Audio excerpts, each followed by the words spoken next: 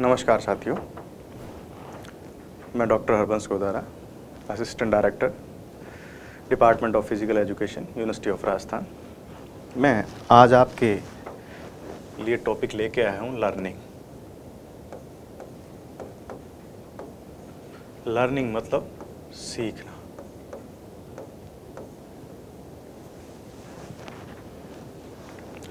सीखना को अधिगम भी कहते हैं।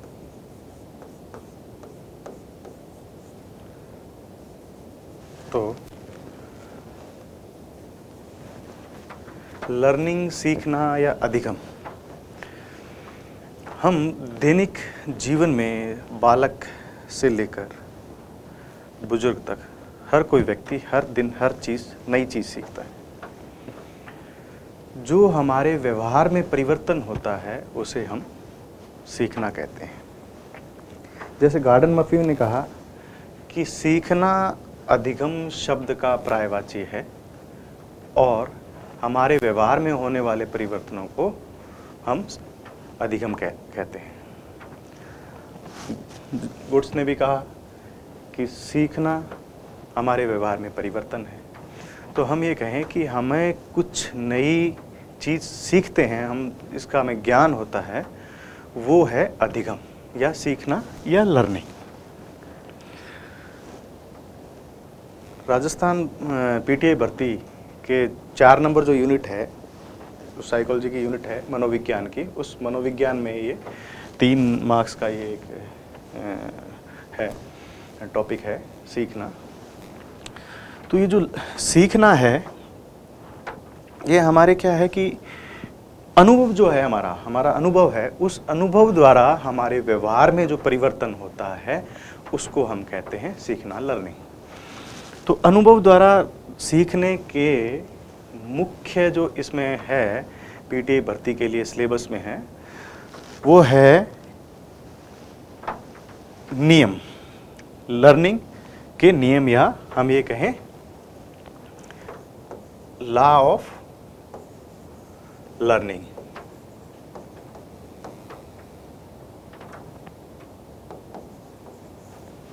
ठीक है, सीखने के नियम के नियम।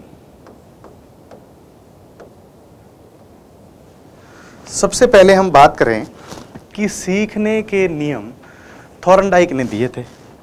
सीखने के नियम दिए किसने थे? थॉर्नडाइक ने इन नियमों को दिया। थॉर्नडाइक के ये जो नियम है वो मुख्यतः जो हमारे शारीरिक शिक्षा में है वो 3 नियम हैं। उन 3 नियमों को आज हम पढ़ेंगे कि सीखने के बच्चा जो शिक्षा ग्रहण करता है या कुछ अपने व्यवहार में परिवर्तन करता है या कोई नई चीज़ सीखता है तो वो किस आधार पर सीखता है, उसके सीखने के कुछ नियम हैं। उनमें से 3 मुख्य नियम हैं। तो हम इन 3 नियमों का आज हम अध्ययन करेंगे।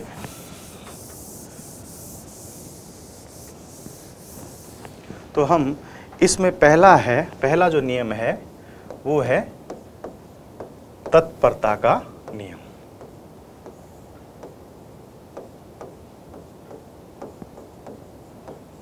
ठीक है, means readiness,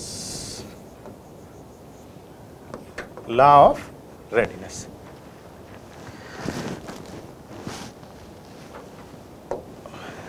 law of readiness का जो नियम है, इस नियम में थॉर्नडाइक के अनुसार कि यदि कोई बालक स्वयं किसी सीखने की प्रक्रिया के लिए स्वयं तत्पर नहीं होगा तब तक वह नहीं सीख सकता।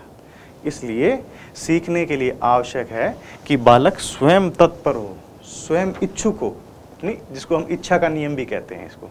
ठीक है, तो स्वयं उसकी इच्छा होनी चाहिए सीखने की, तभी वह किसी चीज़ को सीख सकता है, वरना किसी चीज़ को सीख नहीं सकता।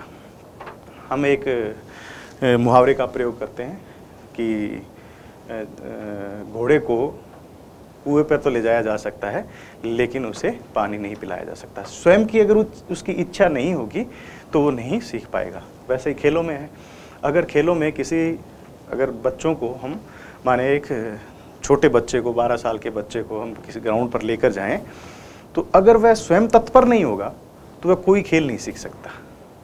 यदि हम किसी भी तरीके से उसको प्रयत्न करें सिखाने का, लेकिन जो प्रभावी सीखने का उसका है क्षमता, वो तभी बढ़ेगी जब वो स्वयं तत्पर होगा। यदि वह तत्पर नहीं होगा तो नहीं उसको सिखाया जा सकता।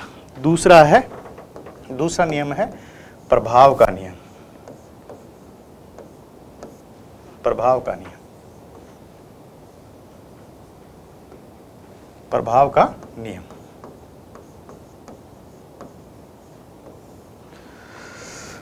ये नियम है, सॉरी,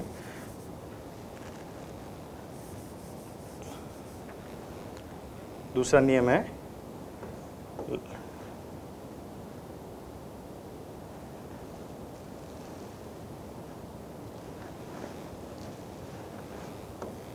लॉ ऑफ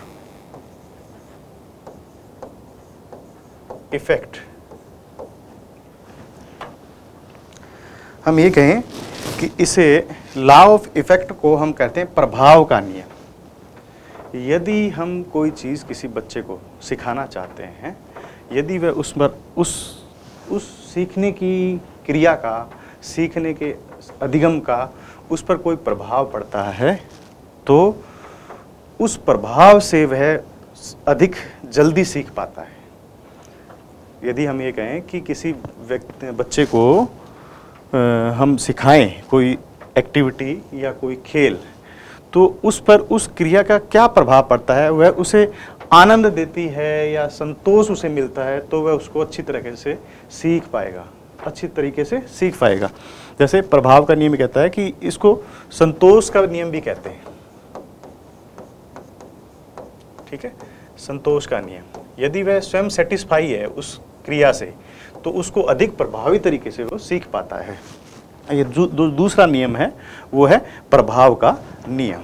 अब थर्ड नियम आ गया, लॉ ऑफ एक्सरसाइज। ठीक है, अभ्यास का नियम। इसको law of use and disuse भी कहते हैं। ठीक है, उपयोग और अनुपयोग का नियम। तो इस नियम के अनुसार यदि हम सिखाई गई क्रिया को, बालक को हम जैसे ये बात करें कि हम किसी बच्चे को जेवलिन थ्रो फेंकना सिखाते हैं, ठीक है, जेवलिन थ्रो फेंकने के दौरान यदि उस बालक को उस फेंकने का, उस क्रिया का, ठीक है, उस तकनीक का बार बार जो अभ्यास कराया जाए, तो उस क्रिया में वह जल्दी सीख जाता है और वो क्रिया आत्मसात कर लेता है। आत्मसात का मतलब उसको वह अपने आप सीख जाता है और उसके मतलब एक तरीके से वो उस क्रिया को इतना अंदर अपने आत्मसात कर लेता है, ग्रहण कर लेता है कि उस क्रिया उसे बहुत प्रभावी तरीके से आने लग जाती है। तो थोरनडाइक के ये 3 नियम थे। पहला नियम तत्परता का नियम। स्वयं अगर बालक तत्पर नहीं होगा तो उसको नहीं सिखाया जाता, इसलिए बालक को मोटिवेट कर उस क्रिया को सीखने के लिए तत्पर किया जाए, उसको मोटिवेट किया जाए, तो तत्परता का नियम आ गया। ठीक है, इसको मनोवर्ती का नियम भी कहते हैं। ठीक है, अगर वो उसकी मनोवर्ती नहीं होगी सीखने की तो वो नहीं सीख पाएगा। फिर आ गया प्रभाव का नियम या संतोष का नियम, लॉ ऑफ इफेक्ट। अगर कोई क्रिया उसे प्रभावित करती है, उसे संतोष प्रदान करती है, उसे आनंद प्रदान करती है, तो वह जल्दी उस अधिगम को या लर्निंग को सीख पाएगा। फिर आ गया लॉ ऑफ एक्सरसाइज, अभ्यास का नियम।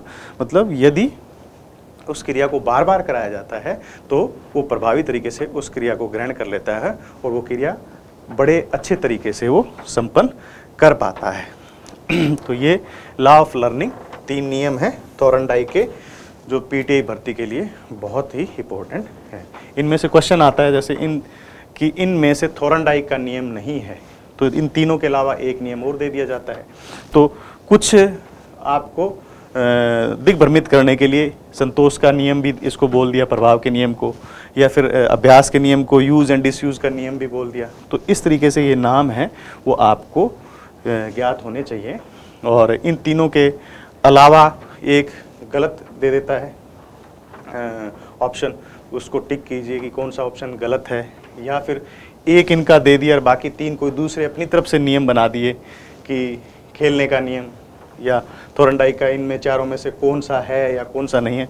इस तरीके के ये क्वेश्चन आते हैं और अधिकतर ये एक क्वेश्चन इसमें से हमेशा सीखने के नियम में से आया है किसी भी एग्ज़ाम में। हम अगर आरपीएससी से करें या आरएसएसबी से लें या डीएसएसबी किसी भी एग्ज़ाम में देखें तो एक क्वेश्चन इस नियम को जरूर आता है इस यूनिट के इस टॉपिक से। आज का हमारा नया टॉपिक है थ्योरी ऑफ लर्निंग, या हम इसको बोल सकते हैं प्रिंसिपल ऑफ लर्निंग,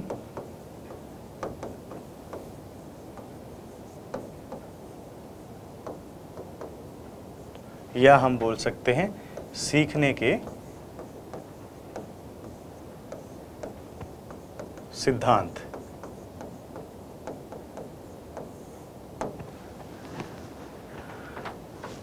हमने पहले पढ़ा कि सीखने के नियम और ये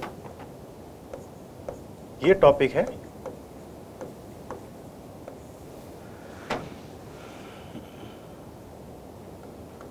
के नियम,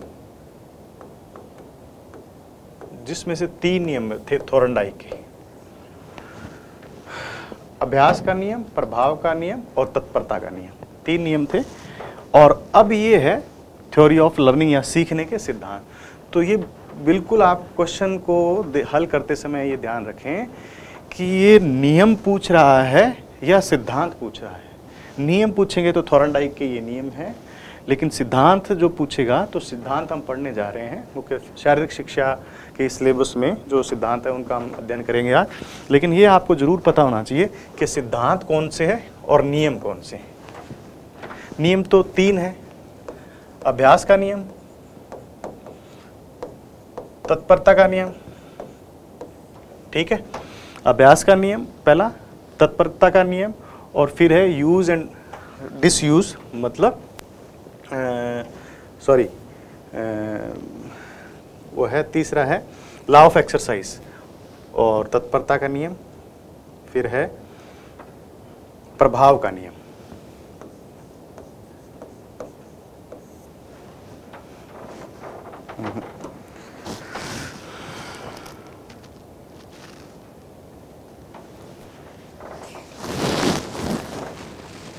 साथियों, आज हम चर्चा करेंगे प्रिंसिपल ऑफ लर्निंग।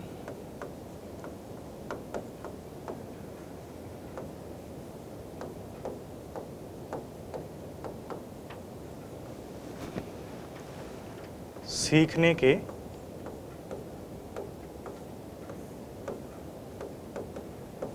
सिद्धांत, इन्हें थ्योरी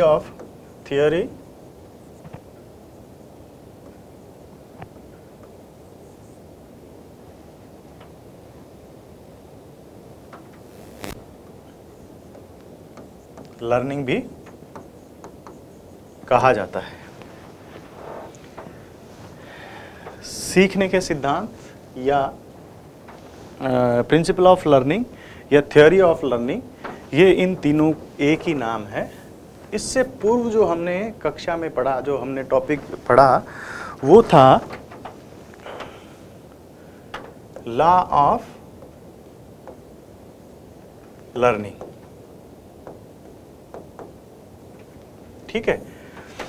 ये प्रिंसिपल ऑफ लर्निंग है, वो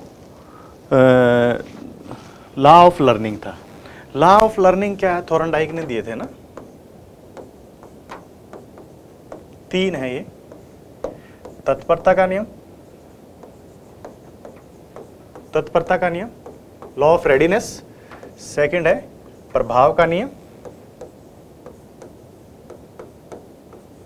और तीसरा है अभ्यास का नियम, ठीक है।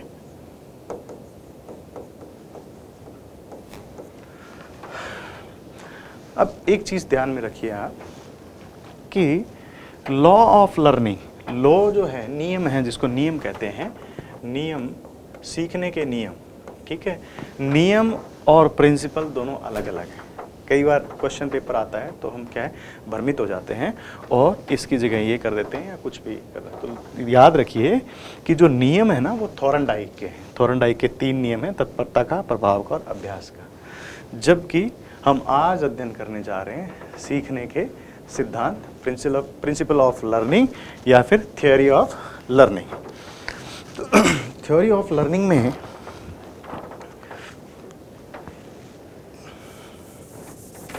हम आज सीखेंगे प्रिंसिपल ऑफ लर्निंग। तो ये क्या है principle of learning? Principle of learning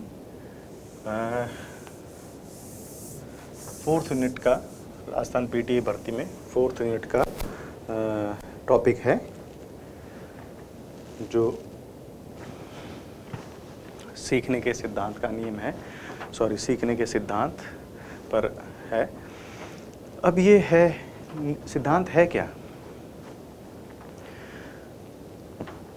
जब लर्निंग, किसी भी अधिगम को सीखना, आपके आवश्यकताओं के अनुसार आपके व्यवहार में जो परिवर्तन है, अधिगम है, सीखना है, ये सीखने के जो सिद्धांत है उस आपके सीखने की प्रक्रिया के दौरान आप किस तरीके से सीखते हैं वो ये बतलाते हैं।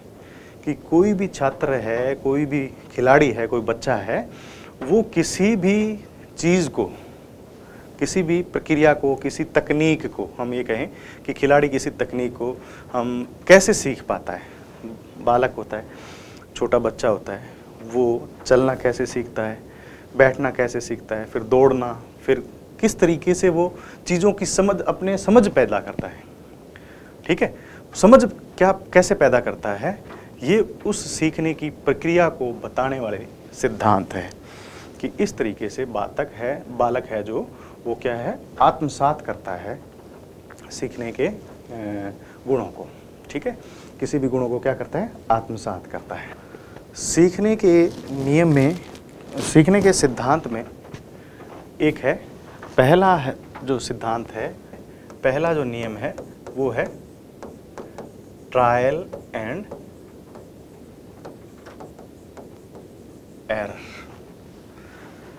एरर, जिसको थ्योरी भी बोल सकते हैं या हम प्रिंसिपल भी बोल सकते हैं, कि सीखने के यह प्रयास एवं त्रुटि विधि, कि बालक प्रयास और त्रुटि विधि से सीखता है। ये जो सिद्धांत है ना, इसका प्रतिपादन किया था थॉर्नडाइक ने। किसने किया था?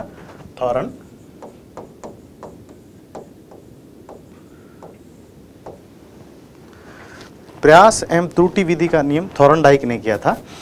थॉर्नडाइक ने इस नियम में बताया, इस सिद्धांत में बताया कि जब भी बालक, कोई भी बालक वो सीखता है ना, पहले बार बार उस चीज़ को प्रयास करता है, किसी भी चीज़ को सीखने के लिए ट्रायल करता है, बार बार देखता है उसको, फिर उसके बाद में उस प्रक्रिया पर इतना निपुण हो जाता है कि उस क्रिया को आत्मसात कर लेता है, उस क्रिया को पूर्णतः सीख जाता है। ठीक है, वो क्रिया उससे अपने आप होने लग जाती है। जैसे हम ये करें कि किसी भी खेल में खिलाड़ी हैं, वो किसी खेल में जब हम उनको लेकर आते हैं, जैसे फुटबॉल में देखें कि फुटबॉल में किक मारना सीखता है, तो खिलाड़ी क्या करता है कि पहले उस बॉल को पूर्णतः किक नहीं मार पाता।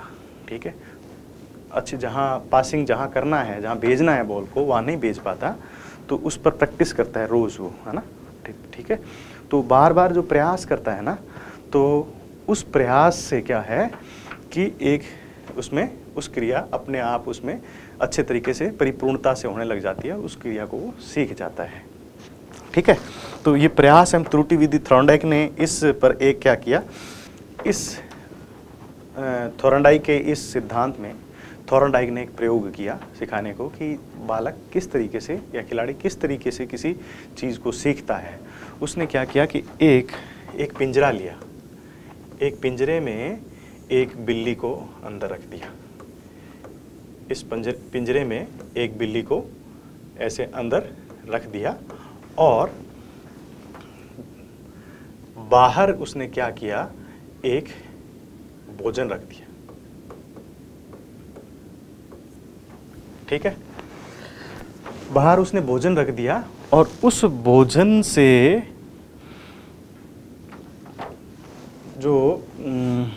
से भोजन को बाहर रख दिया। अब बिल्ली को भूख लगी और यहाँ उसने एक व्यवस्था कर दी ऐसे लीवर की जिसको दबाने से ये गेट खुल जाए।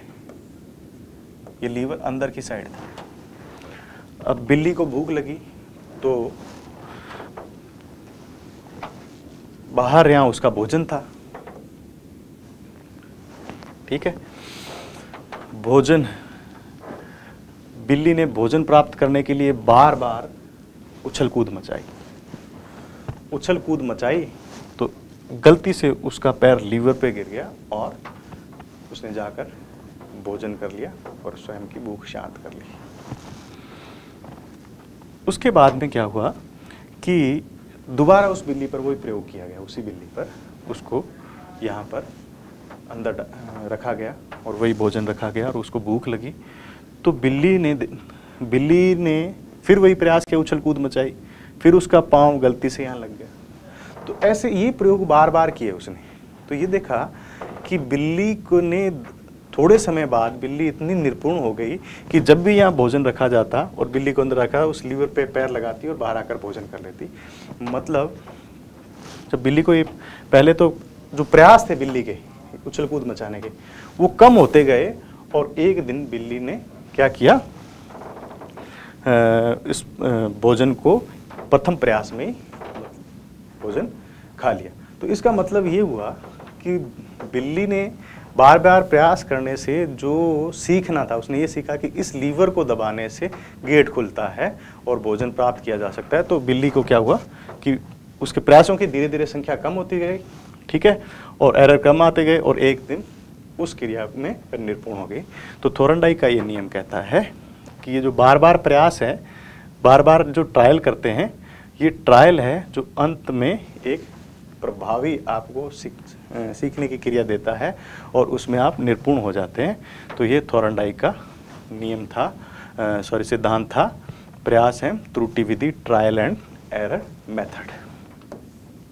दूसरा जो नियम है वो है कंडीशनल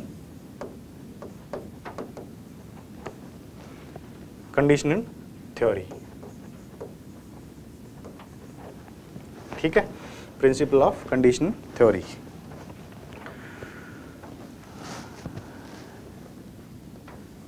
यह जो सिद्धांत था वो सिद्धांत दिया था पावलोव एंड वाटसन, जिसको हम करें पावलोव और वाटसन।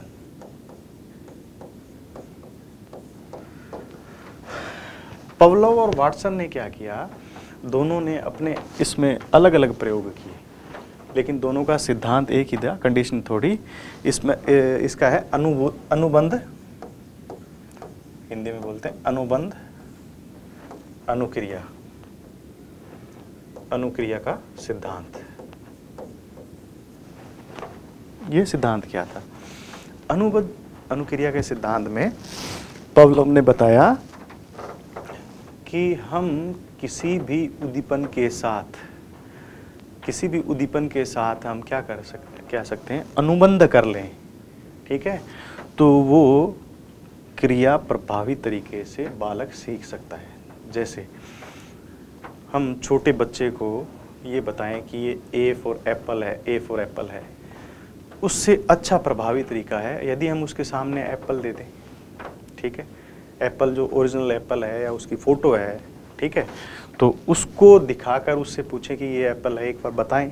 फिर वो उसको दिखाते हुए उसके साथ अनुबंध कर लेगा कि वो रेड कलर का जो दिखाया जाता है मुझे, वो क्या है,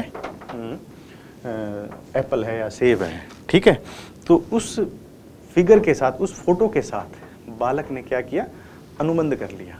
ठीक है, अब हम यदि एक ओरिजिनल सेब दिखाएं तो भी वो उसको सेब बताएगा, और एक हम कृत्रिम अनुबंध जो है उसके साथ कराएं, किसी अनुबंध अपने चीज़ के साथ, जैसे फ़ोटो दिखाएं हम, तो वो सेब को ओरिजिनल फ़ोटो के साथ जो उसका अनुबंध था वो जो कृत्रिम जो है उसके साथ भी उसने अनुबंध कर लिया और सीखने की क्रिया को वो सीख गया।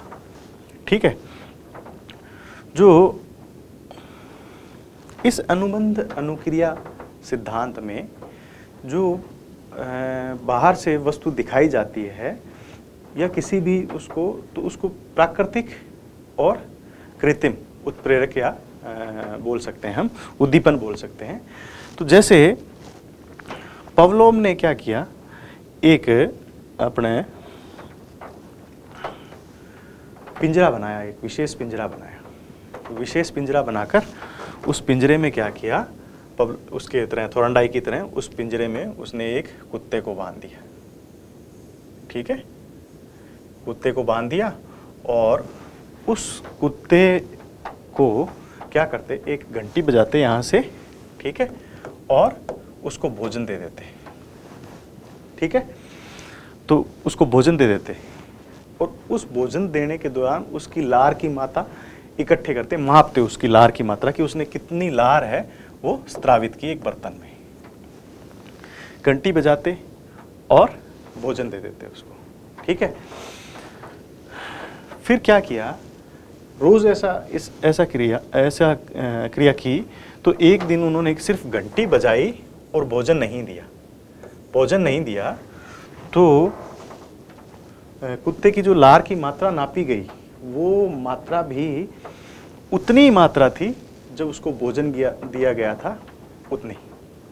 ठीक है, तो दोनों मात्राओं में कोई फर्क नहीं था। तो पवलोव ने ये कहा कि ये जो कुत्ता था, इसने इस घंटी के साथ जो उद्दीपन है बाहर से, उद्दीपन से बाहर इसने क्या अनुबंध कर लिया कि जब घंटी बजती है तो मुझे भोजन मिलता है। तो सेम वो उस उद्दीपन को ग्रहण कर गया। ठीक है, और उसकी समझ विकसित हो गई कि जब जब घंटी बजती है तब तब मुझे भोजन मिलता है। तो अब पवलोव के नियम के सिद्धांत के अनुसार यदि बालक को हम ओरिजिनल सेब नहीं दिखाकर, ठीक है, ओरिजिनल सेब नहीं दिखाकर अगर कोई फोटो या कोई वीडियो दिखाएं तो वो अधिक प्रभावी तरीके से सीख सकता है। जैसे हम एक बोलकर सिखाएं कि बी फॉर बॉय, एक लड़के को बताएं, या हम ये बताएं सी फॉर कैट, तो कैट पे हम किसी बिल्ली की फ़ोटो दिखाकर उसको बताएं कि ये बिल्ली होती है ऐसी, तो उस क्रिया को वो जल्दी सीख पाता है, बिल्ली के बारे में जल्दी सीख पाएगा, क्योंकि उसने उसके साथ बोलने के साथ और उस फोटो के साथ, उस उद्दीपन के साथ क्या किया, स्वयं का क्या किया, अनुबंध कर लिया। ठीक है, स्वयं का अनुबंध होने से अनुक्रिया जल्दी होगी उसकी, उसको ज़्यादा अच्छी तरीके से, प्रभावी तरीके से ये ज्ञात हो गया कि ये कैट है। तो इस तरीके के हम अगर चाहें तो खेलों में भी कर सकते हैं। ठीक है, खेलों में मैं उदाहरण दूं आपको, जैसे कि हम एक सामान्य तरीके से शॉट पुट फेंकना सिखाएं, उससे है प्रभावी तरीका है कि हम उसको वीडियोग्राफी दिखाएं। ठीक है, वीडियो दिखाएंगे तो हर एंगल पे उसको ध्यान होगा, हर एंगल को वो ऑब्जर्व करेगा, तो क्या होगा कि वो स्वयं भी उसी तरीके से प्रयास करेगा, अभ्यास के दौरान प्रयास करेगा कि वैसा ही फेंकने का, कि उस टाइम उसका फेंकने का एंगल तो जो था वो इस प्रकार से था, तो वो फेंकने का प्रयास करेगा। या उस वीडियो को देखकर स्वयं में, जब हम कहेंगे थ्रो शॉर्ट पुट फेंको, तो शॉर्ट पुट फेंकने पे वो उसको उसके साथ, उस वीडियो के साथ उद्दीपन जो था, जो वीडियो देखी थी उसके साथ स्वयं का अनुबंध कर लेगा कि फेंकते वक्त ये पैर ऐसे आना चाहिए, ये हाथ ऐसे आना चाहिए और यहाँ पर शॉर्ट पुट रखना चाहिए और इस तरीके से थ्रो करना चाहिए, तो अधिक दूर तक शॉर्ट पुट जाता है। इस प्रकार हम खेल के दौरान भी इस सिद्धांत का प्रयोग कर सकते हैं। और इसी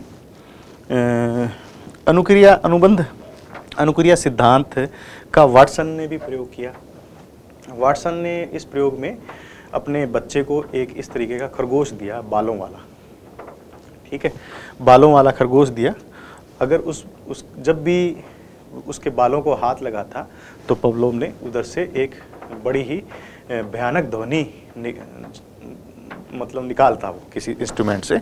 तो वो जब ध्वनि निकालता तो उस छोटे बालक को क्या हुआ कि भय हो गया कि जब जब मैं इस खरगोश के बालों में हाथ फेरता हूँ तो ये इस तरीके की ध्वनि निकालता है, मतलब डरावनी ध्वनि निकालता है। तो उसे उससे डर लगने लग गया। तो उसने अनुबंध कर लिया कि उस क्रिया के साथ कि जब भी इसके हाथ, बालों के हाथ लगाओगे आप तो ये भयानक ध्वनि निकालेगा, डरावनी ध्वनि निकालेगा। तो इस प्रकार ये अनुबंध अनुक्रिया का सिद्धांत है, ठीक है। अब आ गया तीसरा सिद्धांत। तीसरा सिद्धांत आ गया अंतर्दृष्टि या सूझ का सिद्धांत, insight theory, principle of insight. ये सिद्धांत हमेशा गेस्टोल्टवादी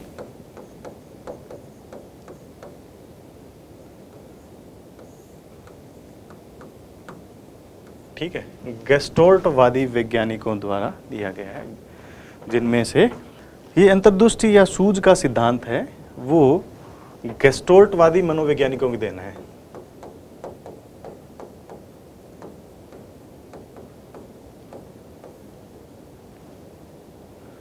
मनोवैज्ञानिकों की, ठीक है, जो साइकोलॉजिस्ट थे गेस्टोल्ट एक जर्मन वर्ड है जिसका कोई पर्यायवाची या नहीं है। तो ये क्या करता है कि संपूर्णता में विश्वास करता है। गेस्टोल्टवादी जो वैज्ञानिक मनोवैज्ञानिक हैं वो क्या करते हैं, संपूर्णता में विश्वास करते हैं। ये कहते हैं कि किसी फूल की पत्तियों को अलग अलग वर्णन करने से, फूल का पत्तियों का और फूल के परागकणों का अलग अलग वर्णन करने से अच्छा है एक संपूर्णता का वर्णन किया जाए। पहले संपूर्ण एक इकाई मानकर उसका अध्ययन किया जाए, फूल का अलग अलग बाई पार्ट्स में उसका अध्ययन नहीं किया जाए। गेस्टोल्टवादियों का, मनोवैज्ञानिकों का सिद्धांत है, जर्मन विचारधारा है। अब ये क्या है, अंतर्दृष्टि या सूझ का सिद्धांत है। इस सिद्धांत के अनुसार कि व्यक्ति अपनी आंतरिक सूझ है ना, जो स्वयं की सूझ है, उससे ज़्यादा अच्छे तरीके से किसी चीज़ को सीख पाता है, कि उसकी सूझ होना बहुत आवश्यक है। अंतर्दृष्टि उसकी बहुत है, इनसाइट जो है उसकी सूझ है वो किसी चीज़ को सीखने के लिए महत्वपूर्ण है, ठीक है। इन्होंने क्या किया, एक बॉक्सा लिया, ठीक है। उस बॉक्स में क्या किया, इस गेस्टोल्टवादी वैज्ञानिकों में काफ़ी वैज्ञानिक है, उनका नाम, पहले का नाम तो है कॉफका, ठीक है, कॉफका, ठीक है। एक तो कॉफका हो गया, ठीक है, और फिर उसके बाद में हो गया कोहलर, ठीक है, कॉफका और कोहलर, ठीक है। कोहलर मुख्य है। कोहलर ने क्या किया, एक पिंजरा लिया, ठीक है। पिंजरे में क्या किया उसने, यह एक कमरा लिया, उसमें उसने चैंपियंजी जो होते हैं, चैंपियंजी, ठीक है, उनको क्या किया, बंद कर दिया। 10 चैंपियंजियों को बंद कर दिया, ठीक है। तो 10 चैंपियन ने उसने क्या किया कि यहाँ पर केले टांग दिए, ठीक है, केले टांग दिए और यहाँ एक बॉक्सा रख दिया और देखा उन्होंने कि सभी ने उछल कूद मचाई। पहले दिन तो नीचे थे तो उन सब के हाथ आ गए। दूसरे दिन क्या हुआ कि ये जो केले थे वो थोड़े ऊपर टांग दिए, हाथ नहीं है। इसमें सुल्तान नाम का एक चैंपियंजी था, उसने क्या किया, इसके ऊपर चढ़ के इसको खा लिया, ठीक है। इसी का उन्होंने दूसरा प्रयोग किया। उन्होंने 2 डंडे लिए, जो एक डंडा दूसरे डंडे में फंस सकता था और दोनों अलग अलग थे, नज़दीक छोड़ दिए और इन केलों को यहाँ थोड़ा सा दूर छोड़ दिया, ठीक है। सुल्तान चैंपियन जी ने क्या किया, इस डंडे में पीछे पहले तो उसने प्रयास किया वैसे ही खींचने का, नहीं आ पाया तो एक डंडे से किया, फिर उसने दूसरे डंडे को बीच में फंसाकर उसको खिसका कर वो खा लिए। तो यह प्रयोग जो कोलर और कॉफका ने किया, उन्होंने ये बताया कि व्यक्ति की यदि अंतर सूझ, उसकी अंतः सूझ अच्छी है, विकसित है, तो वो किसी चीज़ को अधिक प्रभावी तरीके से सीख पाता है, जल्दी सीख पाता है, अच्छे तरीके से सीख पाता है। तो ये आप प्रिंसिपल ऑफ लर्निंग और लॉ ऑफ लर्निंग, और इसमें क्वेश्चन कैसे आते हैं, अधिकतर जो क्वेश्चन आते हैं इसमें, तो इसमें ये पूछा जाता है कि इन थ्योरी ऑफ लर्निंग में इनमें से कौन सा नहीं है, कौन सा नहीं है, मतलब ये तीन के अलावा एक अपनी तरफ से भी कुछ दे दिया जाता है। इसमें कोई अंदर नियम लगा दिया, इसमें नियम दे दिया अभ्यास का सिद्धांत, पर वो नहीं है। तो ये तीनों के साथ उसको दिया जाता है, तो इसको पहचाना जा सकता है कि कौन सा क्वेश्चन इसमें से कौन सा सिद्धांत नहीं है। ठीक है, एक तो ये आता है। दूसरा ये आता है कि ट्रायल एंड एरर मेथड किसने प्रतिपादित किया था, ट्रायल एंड एरर मेथड किसने प्रतिपादित किया था। काफ़ी नाम दे देते हैं इसमें, और थॉर्नडाइक भी एक दे देता है। तो इसी प्रकार ये कंडीशन थ्योरी का दे देता है कि पवलोव और वाटसन ने किया था या किसने किया था, और ये अंतर्दृष्टि का ये भी दिया जा सकता है। ठीक है, फिर या इनको देने के बाद में ये भी दिया जा सकता है कि कोलर का इनमें से कौन सा है, ठीक है, या पवलोव का कौन सा है, या थॉर्नडाइक का कौन सा है। इस प्रकार से ये क्वेश्चन इसमें से बनाते हैं, और इसमें से लगभग क्वेश्चन एक आता है। बहुत इम्पोर्टेंट ये जो है दोनों सिद्धांत और आपके जो नियम हैं वो दोनों इम्पोर्टेंट है परीक्षा की दृष्टि से। तो ज़रूर इन पर आपको गौर फरमाना चाहिए। ठीक है साथियों, आज का हमारा टॉपिक है ट्रांसफर ऑफ लर्निंग।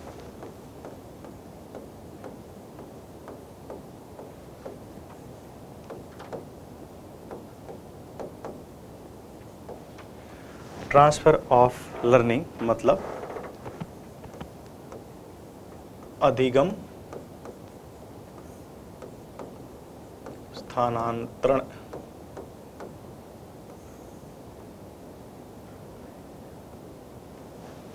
ठीक है, ट्रांसफर ऑफ लर्निंग।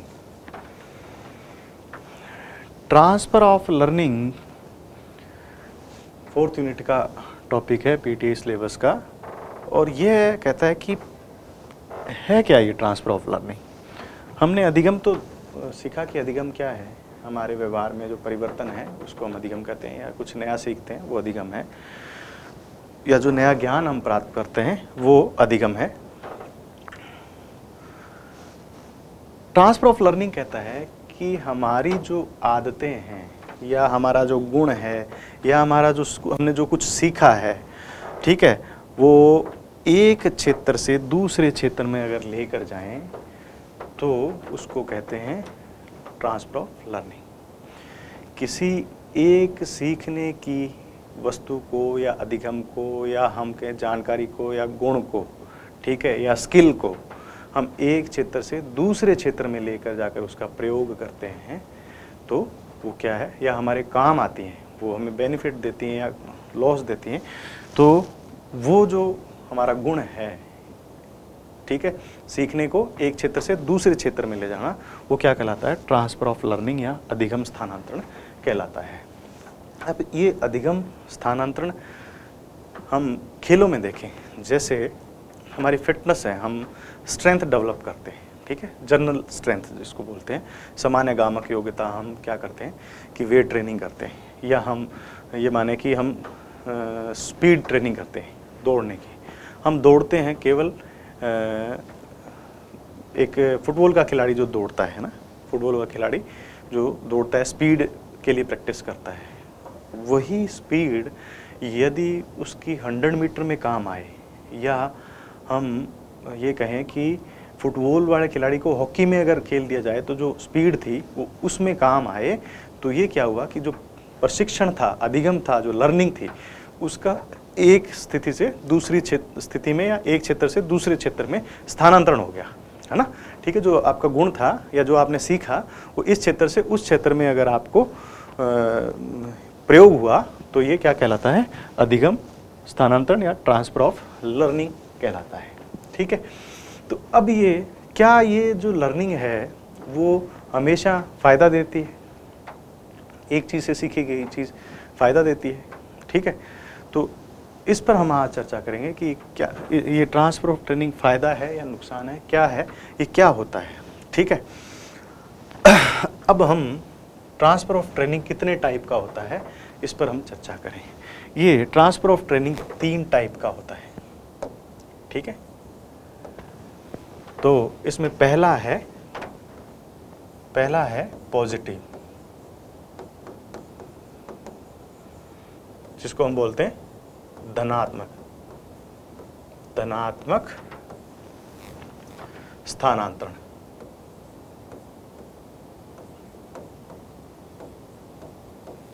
ठीक है ना, धनात्मक। दूसरा है ऋणात्मक या नेगेटिव स्थानांतरण या ट्रांसफर। ठीक है, थर्ड है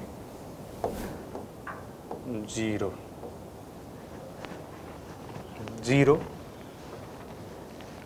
ट्रांसफर, जिससे ना तो कोई नुकसान है ना कोई फायदा है। ठीक है,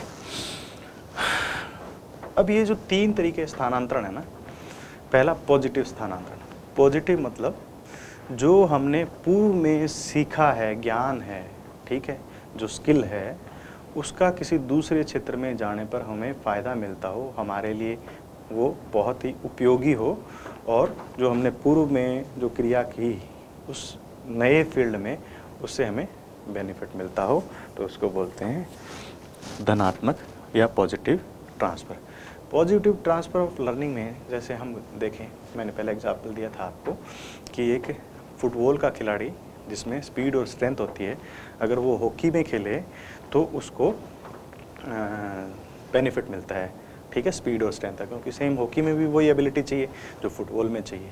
अब दूसरा में हम ये लगाएं कि जिस प्रकार लॉन टेनिस का खिलाड़ी अपने रैकेट से जो उसने सीखा है रैकेट गेम, उससे अगर वो बैडमिंटन में जाता है तो जो बैडमिंटन में शॉट है तो वहाँ भी वो उसका बेनिफिट रहेगा। तो एक तरीके से हम ये कह सकते हैं धनात्मक फ़ायदा हुआ। अब हम ये कहें कि जो वॉलीबॉल के खिलाड़ी की जंपिंग एबिलिटी है, जो उसकी जंप क्षमता है, वो अगर वो बास्केटबॉल में खेलने जाए तो उसको वहाँ बेनिफिट मिलता है। वहाँ भी वो 2-2.5 स्टेप लेता है, बास्केटबॉल में भी सेम है ना, तो उसको बेनिफिट मिलता है। ठीक है, तो अगर हम ये कहें कि पूर्व में सीखी गई प्रक्रिया नए क्षेत्र में जाने पर हमें अगर बेनिफिट देती है, फ़ायदा देती है, लाभ देती है, तो वो क्या कहलाती है, पॉजिटिव या धनात्मक स्थानांतरण। ठीक है, अब आ गया ऋणात्मक, नेगेटिव। ऐसी जो क्रिया जो हमें सीखने पर, नए क्षेत्र में जाने पर नुकसान देती है, ठीक है, नुकसान देती है, तो वो क्या कहलाती है, ऋणात्मक, नेगेटिव। भाई ऐसी क्रिया भी हो सकती है कि आज हम यहाँ सीखते हैं और दूसरी किसी क्षेत्र में हम अगर उसका प्रयोग करता है तो हमारे लिए वो नुकसानदेह हो जाती है। जैसे मैं बताऊँ आपको कि यदि कोई योगा का खिलाड़ी, फ्लेक्सिबिलिटी बहुत होती है योगा खिलाड़ी में, ठीक है, उसने सीखा योगा में फ्लेक्सिबिलिटी डेवलप करना, लेकिन यदि वो बॉडी बिल्डिंग में जाएगा तो क्या होगा, उसको उस फ्लेक्सिबिलिटी का नुकसान होगा। तो बॉडी में स्टिफनेस चाहिए, है ना, ठीक है, बॉडी बिल्डिंग में तो स्टिफनेस चाहिए, तो इसलिए उसका नुकसान होगा। इसके अलावा और यदि वो हैंडबॉल खेलता है, हैंडबॉल खेल में 3 स्टेप लेते हैं, ठीक है, और बॉल 3 कदम चलने के बाद में बाउंस लिया जाता है, ठीक है, लेकिन बास्केटबॉल में स्टेप लेने से पहले बाउंस लिया जाता है। यदि वो हैंडबॉल में सीखता है तो उसके लिए नेगेटिव हो जाता है बास्केटबॉल में जाने पर। अगर बास्केटबॉल में वो चलने से पहले बाउंस डालना सीख लेता है तो हैंडबॉल में उसके रिस्ट्रिक्ट हो जाते हैं, जो उसके मूवमेंट हैं वो कम हो जाते हैं। तो दोनों तरफ ही अगर वो सीखता है स्टेप लेना, ठीक है, बास्केटबॉल हैंडबॉल में, तो उसके लिए नुकसानदेह है। ठीक है, तो ये ऋणात्मक हो गया। ठीक है, क्योंकि नुकसान दिया ना दूसरे क्षेत्र में जाने पर, तो इसलिए ऋणात्मक हो गया। अब आ गया जीरो ट्रांसफर। जीरो ट्रांसफर कि अगर उसने पूर्व में कोई ज्ञान लिया है, सीखा है, कुछ स्किल सीखी है, उसको अगर नए क्षेत्र में ना तो उस स्किल का फ़ायदा ना कुछ नुकसान हो, मतलब उस स्किल को हम अगर आगे लेके जाएं तो वहाँ कोई फ़ायदा नहीं होगा, कोई कुछ नहीं होगा। जैसे बैडमिंटन के खिलाड़ी को हम अगर वॉलीबॉल में लेके जाएं तो वहाँ उसको उस बैडमिंटन के स्किल का कोई फ़ायदा नहीं होगा। ठीक है, यदि हम वॉलीबॉल में जंपिंग एबिलिटी की बात कर रहे थे, अगर जंपिंग एबिलिटी को हम लेके जाएं किसी दूसरे खेल में, कुश्ती में लेके जाएं, रेसलिंग में लेके जाएं, तो वहाँ उस जंपिंग एबिलिटी का कोई हमें बेनिफिट नहीं होगा। ठीक है, ना तो उसका कोई नुकसान हो रहा है हमें और ना कुछ हमें फ़ायदा हो रहा है, तो इसलिए शून्य ट्रांसफ़र है वहाँ। लर्निंग जो है हमारी, जो ट्रांसफ़र ऑफ लर्निंग है वो जीरो है, इसलिए तीनों है वो आपको पता लग गई, ज्ञान हो गया इसका। क्वेश्चन कैसे आता है इसका? क्वेश्चन आता है इसका कि बैडमिंटन में सीखे गए, रैकेट गेम से सीखे गए जो उसकी स्किल है, उसका लॉन टेनिस के खेल के दौरान ट्रांसफ़र जो है वो रहता है पॉजिटिव, नेगेटिव, जीरो, या फिर एक शब्द और दे देगा कि बेनिफिशियल। ठीक है, बहुत ज़्यादा लाभदायक। तो आपको इसमें करना है कि बैडमिंटन की दोनों ही रैकेट गेम है, ठीक है, तो उसका फ़ायदा होता है। ठीक है, अब हम ये बात करें कि अगर कुश्ती में जो सीखा हुआ है, रेसलिंग के खिलाड़ी को स्ट्रेंथ होती है रेसलिंग के खिलाड़ी में, उसको अगर योगा में लेके जाएं तो उसका जो स्ट्रेंथ है वो योगा में क्या करेगा, नुकसान करेगा या फ़ायदा करेगा। तो इस तरीके का आप इस क्वेश्चन इसमें से आता है। ठीक है, सीखने का वक्र, ठीक है, या कर्व।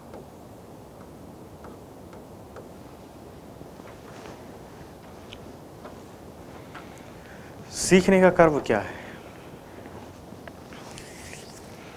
सीखने का कर्व है कि जब किसी सीखने की संपूर्ण प्रक्रिया को, किसी बालक के सीखने की संपूर्ण प्रक्रिया को ग्राफ पेपर पर उतारा जाता है, तब उसको लर्निंग कर्व कहते हैं।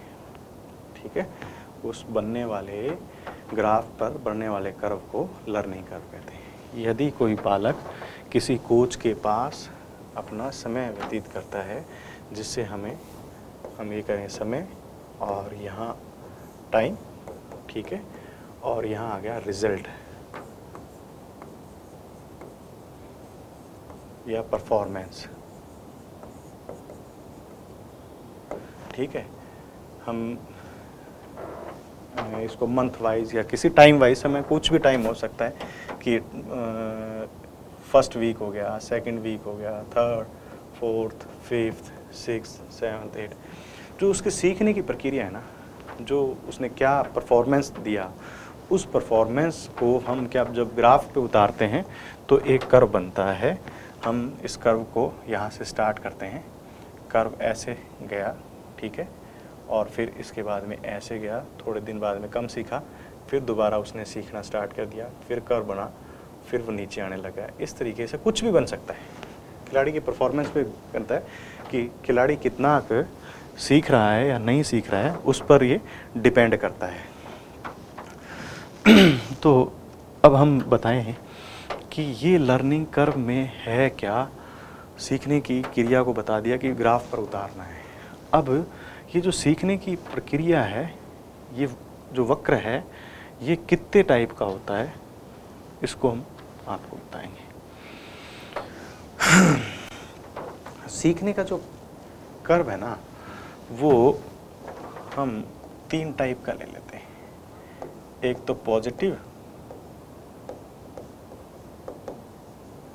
और एक नेगेटिव, और एक ये मिश्रित कर्व जिसको है ना, मिक्स्ड कर्व है ना, इसको मिक्स्ड बोल सकते हैं या फिर हम इसको ये बोल सकते हैं एस टाइप। ठीक है, कितने टाइप का हो गया? 3 टाइप का, पॉजिटिव, नेगेटिव, एस टाइप। ये पॉजिटिव, नेगेटिव और एस टाइप है क्या? जब किसी खिलाड़ी की परफॉर्मेंस बढ़ती है तो उसकी परफॉर्मेंस अप जाती है, ऊपर जाती है, तो वो कर्व जो है क्या कहलाता है? पॉजिटिव कर्व कहलाता है। खिलाड़ी का परफॉर्मेंस जो है ना, लर्निंग कर्व, वो क्या कहलाता है? पॉजिटिव कहलाता है, धनात्मक कर्व कहलाता है। जब उस खिलाड़ी की परफॉर्मेंस नीचे गिरती है तो उसको नेगेटिव कर्व कहते हैं। ठीक है, नेगेटिव कर्व कहते हैं। और अब देखिए कि जब किसी खिलाड़ी की परफॉर्मेंस तो कभी तो चढ़ती है और कभी उतरती है, ठीक है ना, इस तरीके से, तो इस तरीके को एस टाइप कर्व कहते हैं। ठीक है, 3 टाइप का कर्व हो गया। जब किसी परफॉर्मेंस गिरती है तो नेगेटिव, परफॉर्मेंस चढ़ती है पॉजिटिव या एस टाइप का। इसमें क्वेश्चन केवल इतना ही आता है कि कितने टाइप के कर्व होते हैं? 2, 3, 4, 5, तो 3 टाइप के कर्व होते हैं। ठीक है, अब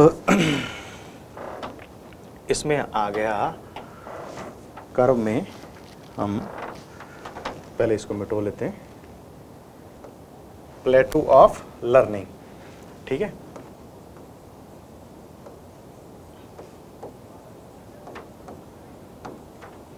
ये प्लेटू सीखने का पठार, इसमें बोलते हैं सीखने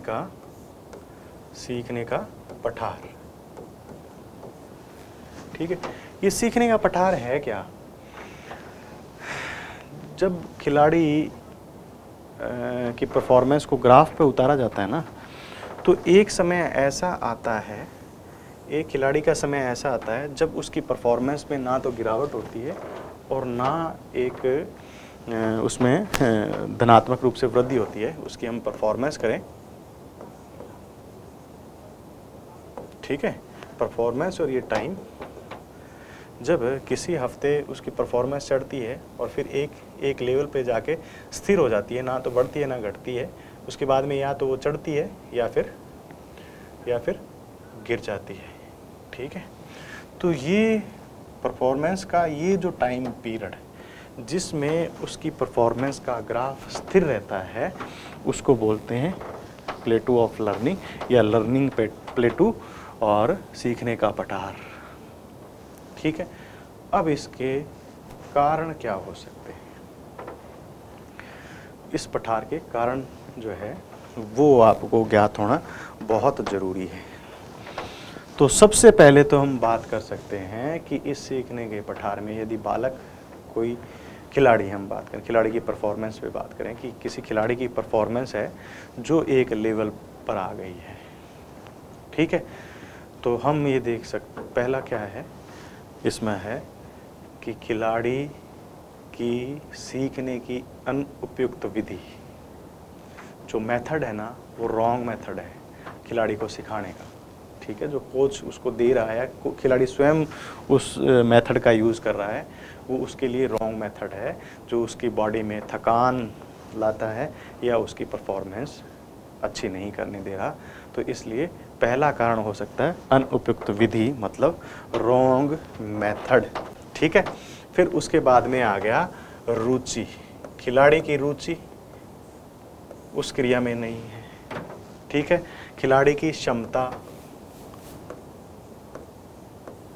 उतनी है जितनी पठार में प्रदर्शित हो रही है, क्योंकि हो सकता है कि खिलाड़ी की क्षमता उतनी है इसलिए अब परफॉर्मेंस नहीं आएगी, अब परफॉर्मेंस नहीं आकर एक स्थिर लेवल पर चलेगा। जैसे हम ये बात करें कि कोई खिलाड़ी है, ठीक है, वो जेवलिन फेंकता है 80 मीटर, 80 मीटर जेवलिन फेंकता है, तो लगातार 2-3 साल तक 80 मीटर के आसपास फेंकता रहता है, तो इसका मतलब ये है कि उसकी क्षमता ही 80 है।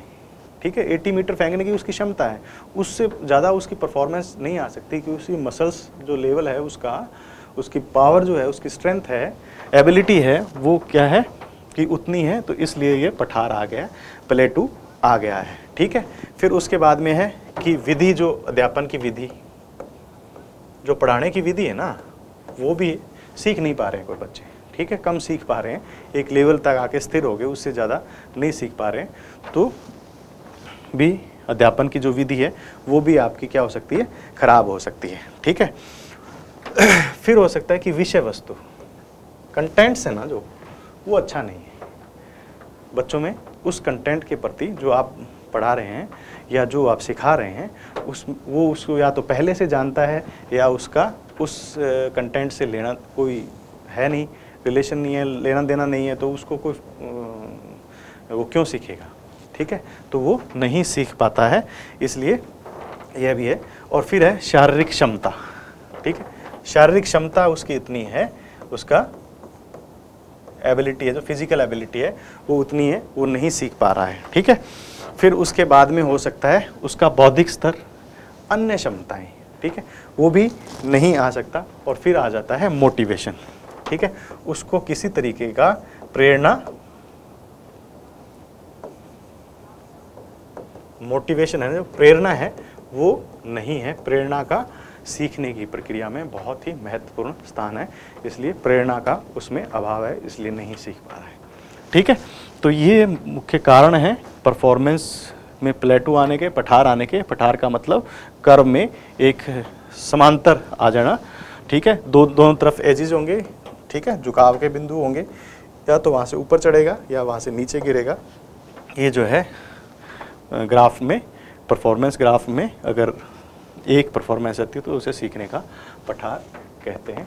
और इसको रिमूव करने के क्या क्या उपाय हैं वो भी आपको पता होना चाहिए कि रुचि बढ़ाई जाए, ठीक है, क्षमता है तो धीरे धीरे क्षमता को भी विकसित किया जा सकता है। अध्यापन की जो विधि है उसको परिवर्तन किया जा सकता है, बच्चों को इंटरेस्टेड विधि से पढ़ाया जा सकता है, कि भाषण विधि से पढ़ा रहे हैं तो आप प्रोजेक्ट मेथड से बताएं, कोच है जो डेमोस्ट्रेट खुद करके बताएं, ठीक है, उससे भी बेनिफिट हो सकता है।